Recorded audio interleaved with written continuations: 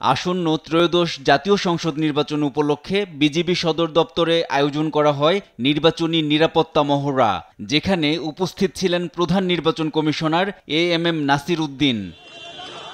মহড়া পরিদর্শন শেষে সিইসি বলেন, জাতীয় নির্বাচনকে কেন্দ্র করে রেড, ইয়েলো এবং গ্রিন জোন চিহ্নিত করে নির্বাচনী নিরাপত্তা ব্যবস্থা সাজাবে ইসি।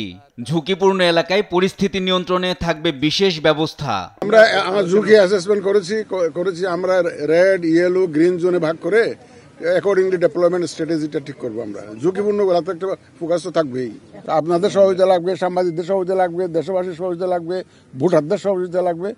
সবাই মিলে এই ধরনের সিচুয়েশন, অনাকাঙ্ক্ষিত সিচুয়েশন আমরা প্রতিহত করব। প্রধান নির্বাচন কমিশনার জানান, 5 আগস্ট পরবর্তী সময়ে আইন শৃঙ্খলা পরিস্থিতি একবারে নিখুঁত না হলেও অনেকটা উন্নত হয়েছে।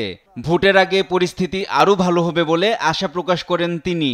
এটা একটা নমুনা হলো যে আইন শৃঙ্খলা পরিস্থিতি, আমি বলবো না যে একটা পারফেক্ট লেভেলে চলে গেছে, এটা বলবো না, বাট আপনারা 5ই আগস্ট 24-এ দেখেছেন কি অবস্থা ছিল, আর এখনকার অবস্থা দেখেন, তুলনা করে আপনি তো সেফলি ঘুমাইতে পারছেন, সেফলি আসতে পারছেন, তো এখানে পথে তো কোনো অসুবিধা আপনার হয় নাই।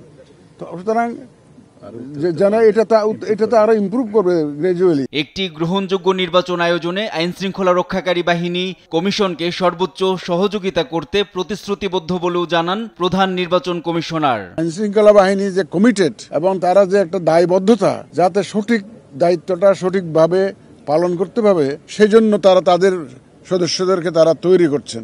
এনআই নাহিদ, দেশ টিভি, ঢাকা। ধন্যবাদ সবাই।